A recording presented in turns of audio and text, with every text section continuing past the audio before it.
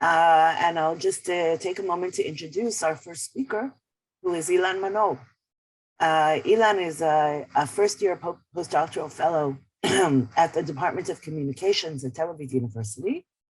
This is actually Ilan's first and last year with us as a postdoc because he's already been appointed to be a faculty member at Ben-Gurion. So congratulations, Ilan. Today, we're very proud of you. Today, Ilan will speak to us on the new middleman or the limits of digital diploma.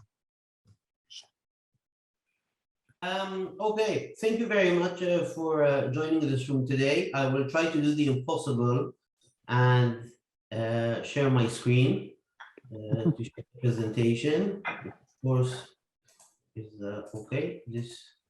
Can you see the presentation now?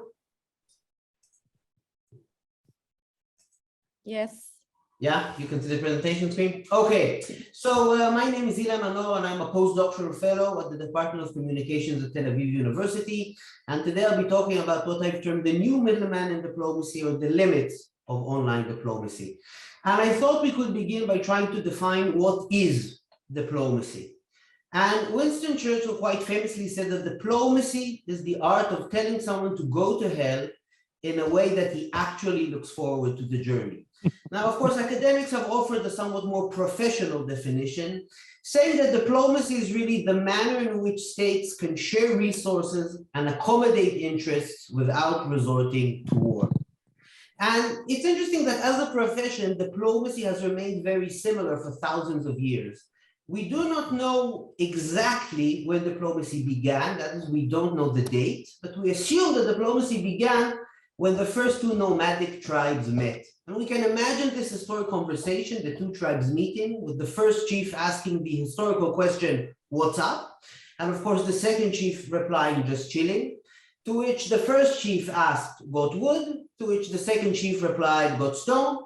They created a fire together, shared resources without resorting to war. And it's fair to say that diplomacy today is more relevant than ever because nations face shared global challenges ranging from pandemics to climate change, migration, and limited natural resources.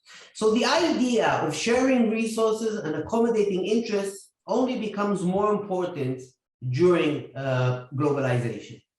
And although diplomacy has remained constant, new technologies may be altering its dynamics because man has evolved from the nomadic tribes to being the user of iPhone and iPads.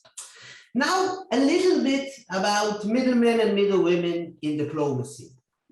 As a profession, diplomacy has also relied on middlemen in order to share resources and avoid war. So in ancient Greece, you had ambassadors who enabled communication between two kingdoms, thus sharing resources and avoiding wars. In the 19th centuries, we had ambassadors to foreign courts who facilitated communications between two states and two governments, again, sharing resources and avoiding war.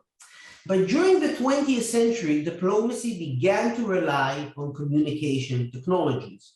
For instance, the radio and television. And these became new middlemen in diplomacy in the sense that an ambassador could give an address on the radio and reach the mass public. And this really had a monumental shift on the practice of diplomacy because ambassadors no longer interacted only with other government officials, but in fact, they circumvented government officials altogether using radio and television to communicate with the general public. And this is why we now have a field called public diplomacy.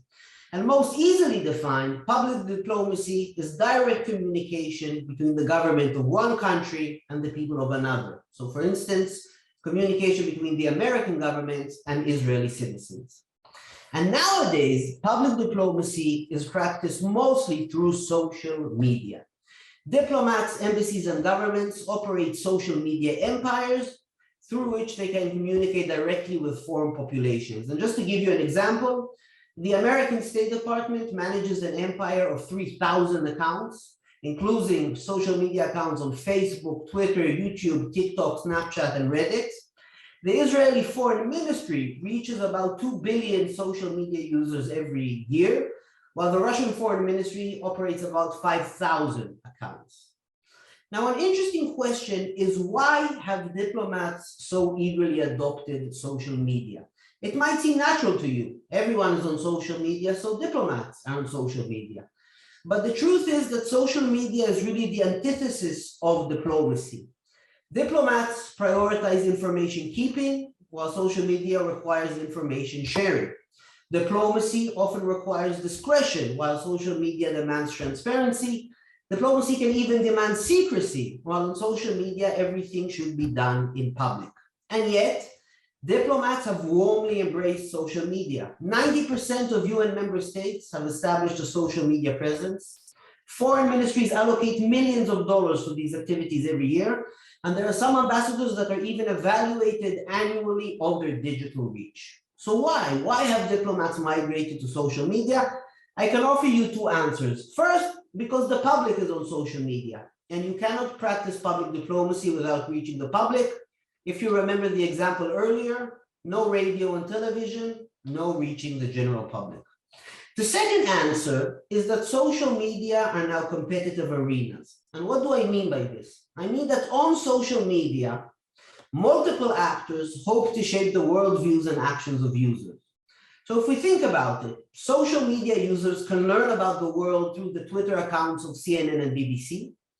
They can learn about the world through the Twitter algorithm or fake social media accounts, and they can learn about the world through diplomats who are tweeting.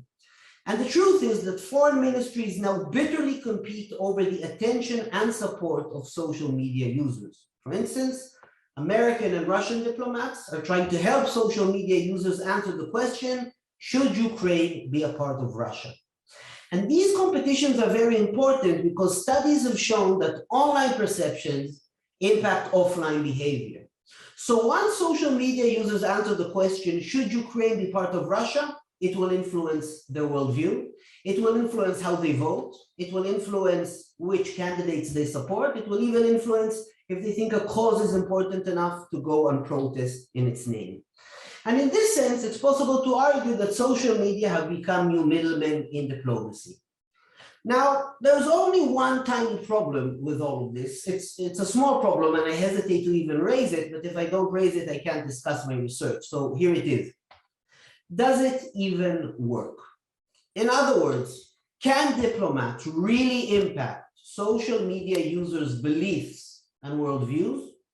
Or are these mostly shaped by social media feeds? And what do I actually mean here? If you think about it, a tweet is always followed by another tweet. A post is always followed by another post. So what really impacts our beliefs and worldviews on social media? Diplomatic messages or the feed itself? This is really at the heart of my intended research, which now I'd like to discuss briefly.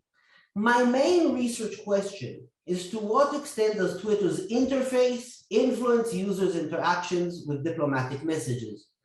And I argue that this is a critical question for two reasons. First, it may undermine the entire use of social media in diplomacy, and more importantly, it has not been addressed by any scholar to date. And scholars have argued that Twitter offers a form of unmediated communication. A diplomat tweets, and a user engages with that tweet. But the truth is that Twitter and social media are not neutral environments, as like I said, a tweet always appears in a feed. It always follows another tweet. And the interesting question is, does this feed influence users? So let's take a recent example. This is the tweet published recently by an Israeli diplomat, in which she addresses the issue of Hezbollah, an Iranian-backed organization, and she says, Hezbollah has tightened its grip on Lebanon. It uses Lebanese as human shields. It recruits children to fight in Syria. It uses excessive force against protesters. Now, one social media user may wake up in the morning and see a tweet in which Iran threatens Israel, then encounter our Hezbollah tweet, and finally read about an Israeli attack on Iranian forces. This user may believe that war between Israel and Iran is only a matter of time. Another user may wake up in the morning and first see a tweet about cultural ties between Israel and the Arab world, then see our Hezbollah tweet, and finally learn that for the first time in history, the United Arab Emirates have commemorated Holocaust Remembrance Day. This user might actually assume that peace is at hand. Let's take another example. One social media user may wake up in the morning and see this adorable picture of a puppy and then encounter a Hezbollah tweet. Being in a positive emotional state, he may discount the threat in the Hezbollah tweet.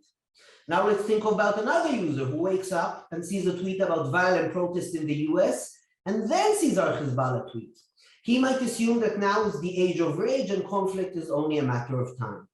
What I'm trying to get at is that issues and images that appear in feeds might have a priming effect, or in other words, they might influence our emotional state and how we interact with diplomatic messages. So as I said, my main research question is, do Twitter feeds influence users' interactions with diplomats' messages? As an example of a hypothesis I wish to test is that emotionally charged images in a feed may increase or decrease a Twitter user's willingness to interact with diplomats' tweets. So as I said, if we're in a positive emotional state, we may be more willing to interact with diplomats' messages. If we're in a more negative emotional state, we may be unwilling to interact with diplomats' messages. And really my main methodology here is to compare two parallel groups, a control group that will encounter diplomatic tweets at random, and more interestingly, an experimental group that will encounter simulated Twitter feeds and will really encounter the same diplomatic tweet, but it will always follow a positive or negative image or a positive or negative issue. Now, what's really the importance of all of this discussion and of the research? Well, first, the research might show that feeds influence users' interactions with diplomats' content. And in this sense, Twitter is not a middleman in diplomacy as much as Twitter becomes a diplomatic actor in his own right. Because just like an ambassador, the Twitter feed can shape our perceptions and worldviews.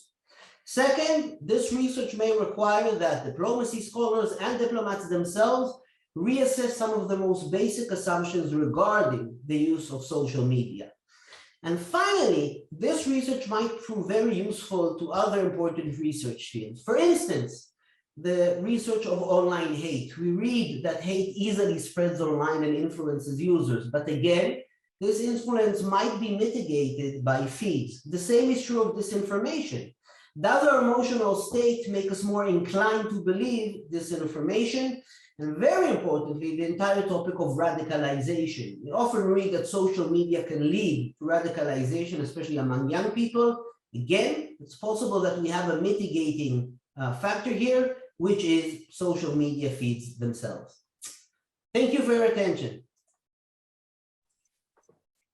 Thank you very much, Ilan. Excellent. Questions now?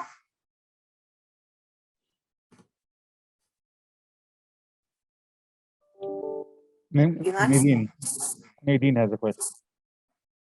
Thank you so much for the presentation. I really could see myself in how you elaborated on it, because when I'm new to Twitter and I always ask myself, okay, what kind of recommendations do I get? Because sometimes I see posts from people that I don't follow, but someone else that I liked something, I can see it. So my question is, now it seemed a little bit that all the things that we see on Twitter are random, but usually it follows like a kind of algorithm, because as I said, I see things from people that I already liked. So there is some kind of like similar content, and also on Facebook, you get shown things that are in line maybe with your beliefs.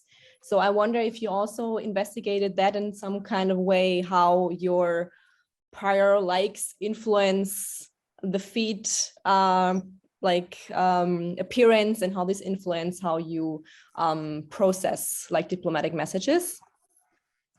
Well, I mean, there's two things here I think to remember. First, no two Twitter feeds, Facebook feeds, Instagram feeds are identical. Everyone has their own feed because the algorithm tailors the feed first to our expressed interests, politics, hobbies, and then to our unexpressed interests and hobbies. So Facebook can deduce your political orientation, even if you've never said it online. Facebook can deduce your sexual orientation.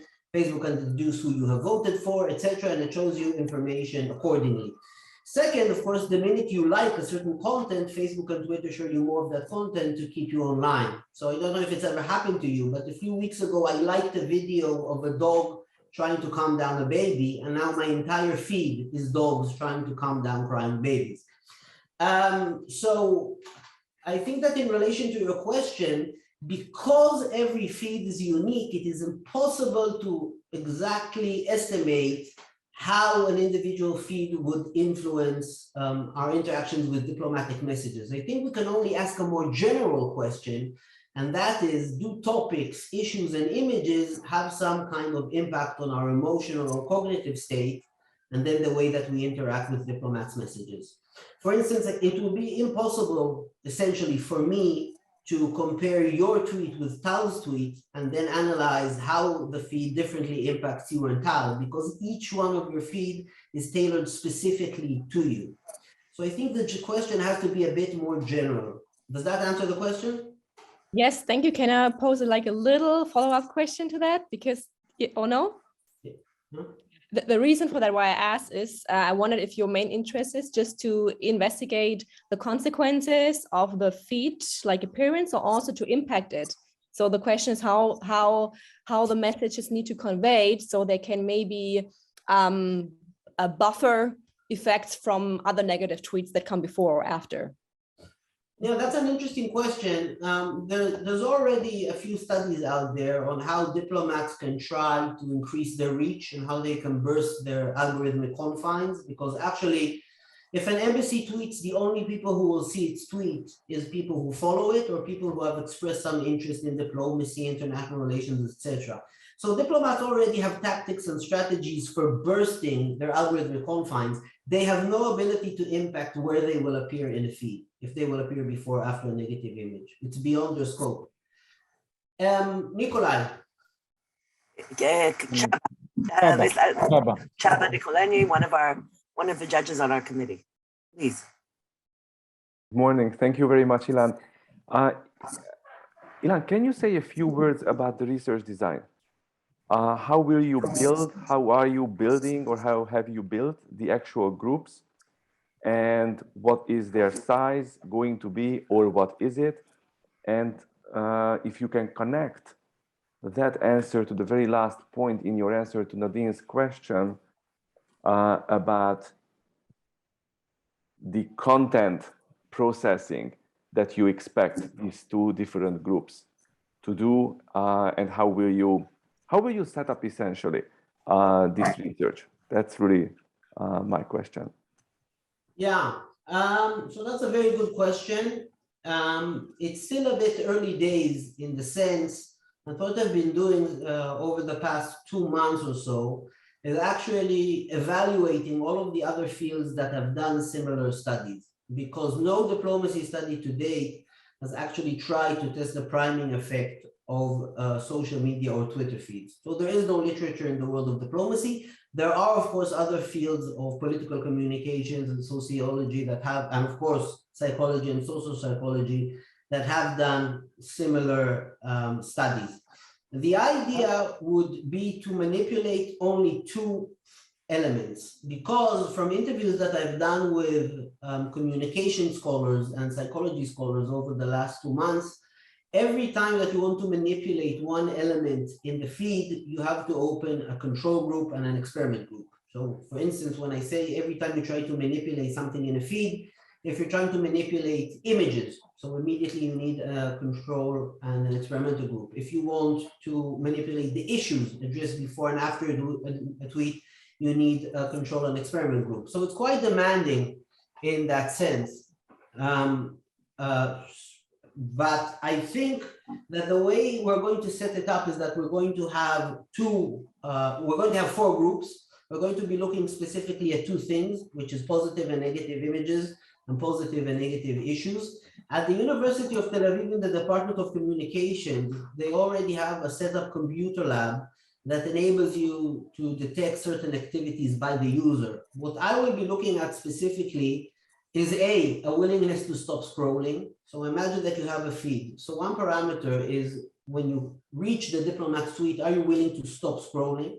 Second, the amount of time spent interacting with the tweet. For instance, have you actually read the tweet? And finally, any form of engagement. So liking a tweet, sharing a tweet, or commenting on the tweet.